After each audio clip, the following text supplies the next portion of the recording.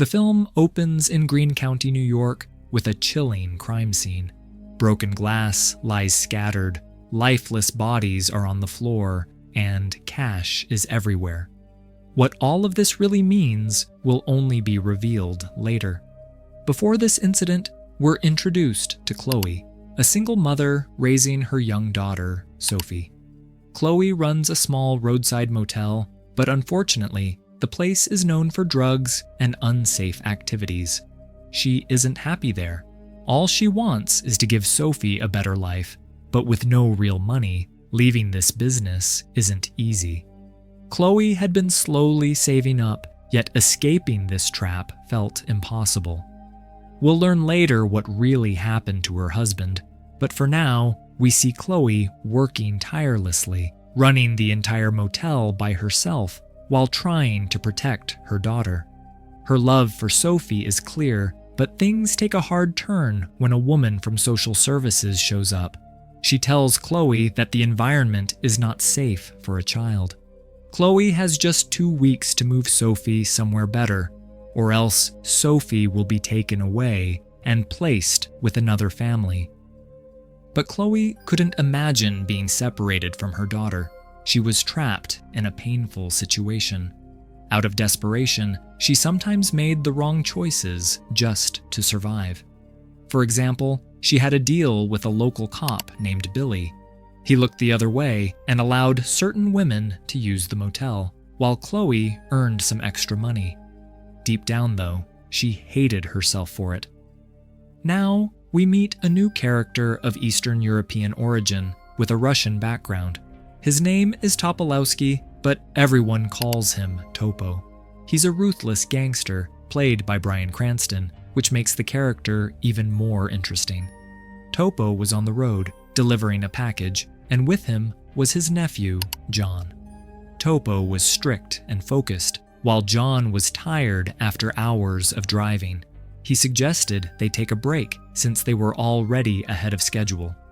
Reluctantly, Topo agreed. During the stop, John noticed a girl named Gwen who worked nearby, and he was quickly distracted. Because of this, they ended up choosing Chloe's motel as their place to rest. To avoid suspicion, the two men book separate rooms. During check-in, it becomes clear that Topo's eyesight is failing. He tries to hide it by wearing dark glasses and insisting he's fine, but Chloe notices. When she asks for his ID, Topo hesitates at first, but eventually shows it after she explains its motel policy. That night, Topo stays in his room, but John makes a reckless mistake. He brings a young woman named Gwen to the motel. Things take a dark turn when John becomes aggressive, and Gwen defends herself with a knife. In the chaos, John fires a shot at her. Topo hears the loud noise and commotion, and Chloe also notices the disturbance. Worried, she grabs a shovel and heads to the room, but no one answers the door. Finally, she uses her master key to get inside. When Chloe opened the door, she found John and Gwen lying lifeless inside. The police were called, and Billy tried to convince Chloe to keep letting his workers use the motel. But this time, Chloe firmly refused. She wanted no part in it anymore. Billy, a corrupt cop who cared only about money, had indirectly caused Gwen's death. Still, Chloe stood her ground and told him everything was going to stop. Meanwhile, Topo stayed inside his room, but the police had his Jeep towed away. The next morning, after the police and everyone else had left, Topo finally came out. Chloe, shaken by the tragedy, was at least relieved that Sophie hadn't seen any of it. Topo went to the reception desk, pretending he wanted to check out. But as soon as he got the chance, he grabbed Chloe, took her phone, and demanded to know where the police had taken his Jeep. Chloe refused to answer, so he pulled out a gun. At that moment, Sophie appeared, but Chloe and Topo quickly acted like they were friends to avoid alarming her. Chloe then asked if he would leave if she found out where the Jeep was. Topo coldly threatened her. She must get the Jeep back, or he would harm Sophie. Left with no choice, Chloe agreed for the sake of her daughter. On the other side, we see corrupt cop Billy planning to sell Topo's Jeep illegally. Before doing so, he even removed the radio from it. Meanwhile, Chloe kept trying to call him, but Billy ignored her calls. With no choice, Topo forced Chloe and Sophie into his car and drove them near Billy's house. He wanted Chloe to convince Billy to return the Jeep. Billy had always liked Chloe. He even wanted to marry her, but she never accepted him. Deep down, she knew Billy was rotten to the core, someone who could never truly change. That evening, when Billy returned home, Topo sent Chloe inside while keeping Sophie with him to ensure she didn't try anything. Billy's wife clearly disliked Chloe and didn't want to see her, but Billy still spoke to her. Chloe confronted him, saying she knew he had the Jeep and planned to sell it. She claimed she had a good buyer in mind and told him to hand it over, or else she would inform the chief. Billy grew furious, denied her accusations, and even shoved her in anger. Chloe returned to Topo, and together they went to the police impound yard where the Jeep had been taken. Topo instructed Chloe to slip inside, retrieve a package hidden behind the stereo, and warned her that if she failed, both she and Sophie would be in serious danger. Terrified, Chloe sneaked inside and reached the car, but when she checked, the package was already gone. Someone else had taken it first. She came back and gave Topo the bad news. Following his instructions, they went back to the motel. After putting Sophie to bed, Chloe finally asked Topo what was really inside the package. Was it money, some kind of illegal goods, or something else? Topo only told her that the next day she must find out from her friend who had taken it. Nervous and desperate, Chloe pressed him again, asking if the package was full of money. Topo tells her, "My job is simple. I just move the package from one place to another." Chloe replies, "I don't think the people you work for even know about your vision problem, and when you fail to deliver their money, they might turn against you. But what if I told you I know where that money went? You're in a tough spot. If you give me half and keep the other half, I'll help you." Topo warns her sharply, "You have no idea what I'm thinking right now, or how dangerous this could be for you." Chloe doesn't back down. "I have a daughter. My life has already been ruined. Since I was 15, I've carried responsibilities with no one to help me and nowhere to go. But I won't let my child live a hopeless life like mine. For enough money, I'll do whatever it takes." Topo never clearly agrees to Chloe's deal, but she knows he won't get the money without her help. That night, Chloe falls asleep. Topo looks through her belongings and finds a jar of savings she had been collecting for a long time. He sees the money, but decides to leave it. The next day, after sending Sophie to school, Chloe goes with Topo to follow Billy. On the way, Topo asks about her husband. Chloe explains that he died in an accident years ago. He was a good man, and since then, she's been raising Sophie alone. Topo mocks her pain, but Chloe fires back, saying he probably doesn't even care if his partners die.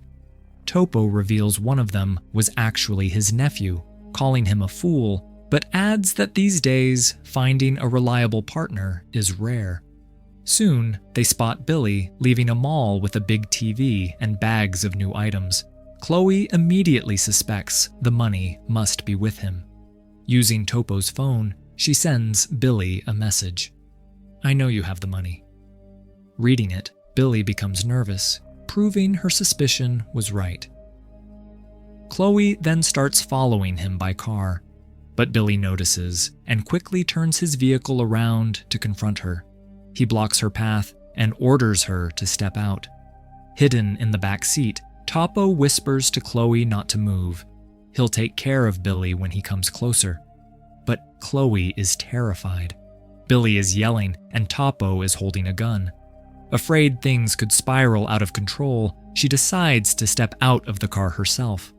Billy grabs Chloe in anger, accusing her of turning against him. He starts to get physical, but before he can go further, Topo steps in from behind and points a weapon at him. Shocked, Billy demands to know what's going on and who this man is. Chloe quickly explains. Whoever he is, he's dangerous. He's already warned me that Sophie will be in trouble if I don't listen. So just do exactly what he says. Under Topo's weapon, Billy is pushed into the car. When asked about the money, he first denies everything, but eventually admits it's at his house. So they drive there. Topo asks Chloe if anyone might be inside, and she replies that Billy's wife should be home. This makes Billy even angrier, realizing Chloe is cooperating with the man holding him. Topo then instructs Chloe to go inside. Moving carefully, she enters the house. Billy's wife is distracted watching TV, giving Chloe the chance to slip into the bedroom. There, she discovers a bag full of money. Relieved, she grabs it, but as Chloe tries to leave, Billy's wife suddenly attacks her. In the struggle, Chloe strikes her with a bottle, knocking her down. Hearing the noise, Topo drags Billy inside. At that moment, Billy's wife regains consciousness and charges at Chloe again, this time swinging a baseball bat. Acting instantly, Topo fires a shot that brings her down. For a moment, Chloe was in shock, and even Billy stood frozen. Topo quickly dragged Chloe out of the house, leaving Billy tied up inside. The entire event left Chloe deeply unsettled. She stopped the car on the way, trying to collect herself. When she didn't move fast enough, Topo shouted at her to get back. Chloe argued, saying he didn't need to hurt Billy's wife. Topo coldly replied that the woman had lost control and insisted they return to the motel to count the money. Chloe was disturbed. Someone had just been taken down, yet all Topo cared about was the cash. When they arrived at the motel, Chloe noticed another car already parked outside. A man was waiting. It was one of Topo's associates. Without hesitation, Topo got into the man's car, ready to leave. Shocked, Chloe demanded her share of the money, yelling in anger. But Topo ignored her and drove off with his partner. When Chloe went back inside her house, she found her belongings thrown everywhere. The place had been searched. She immediately called the police. Upon arrival, she explained that a man named Topo had held her captive and was responsible for what happened to Billy's wife. But then, an officer asked if Billy had come back. Confused, Chloe asked why. The officer revealed that when they arrived at Billy's house, Billy wasn't there. This troubled Chloe, while the police began to suspect that Billy himself might have been working with Topo. Now, Chloe was left with nothing. Meanwhile, we see Topo meeting the people he was supposed to deliver the money to. His partner Donnie helps him because Topo's eyesight is so weak. They ask him to sit in the car while the cash is counted. But when the bundles are checked, some are missing. Furious, one of the men points a weapon at Topo. Topo is just as shocked, but he quickly realizes the missing money must have been hidden by Chloe. Donnie also stole the savings Chloe had kept in her jar. The tension escalates, and suddenly a storm of gunshots erupts inside the car. Moments later, the door opens. Topo steps out alive. He had overpowered them all. Now, there was only one place left for him to go, back to Chloe. Chloe might have thought these men would punish Topo for the missing money, but she underestimated how ruthless he really was. Back at her home, Chloe couldn't leave during the night, as police were still watching the place closely. She called Sophie and told her they would be leaving soon. The next morning, as soon as the officers cleared out, Chloe began packing. She had already prepared everything in advance. Then we see her secret. When she was at Billy's house, she had hidden some of the cash for herself. She knew Topo's weak vision gave her the advantage, and she didn't trust him to keep his word. Just as Chloe was preparing to leave, Topo suddenly showed up. Seeing him, she froze in fear. Topo accused her of taking $50,000 from the money. Nervously, Chloe admitted, "We agreed you'd keep half and give me the other half. You broke the deal, and so did I." She was terrified he might harm her right there. But to her shock, Topo handed her the share of money she had claimed. Confused, Chloe asked why he was doing this. Topo calmly replied, "I told you, finding a good partner isn't easy." Moments later, as Topo stepped out the door, Billy appeared and opened fire. Topo and his partner were taken down instantly. Billy, furious, stormed inside to Chloe, brandishing his weapon and demanding answers. "Why did you betray me? I wanted to marry you, and now I see you were working with that man."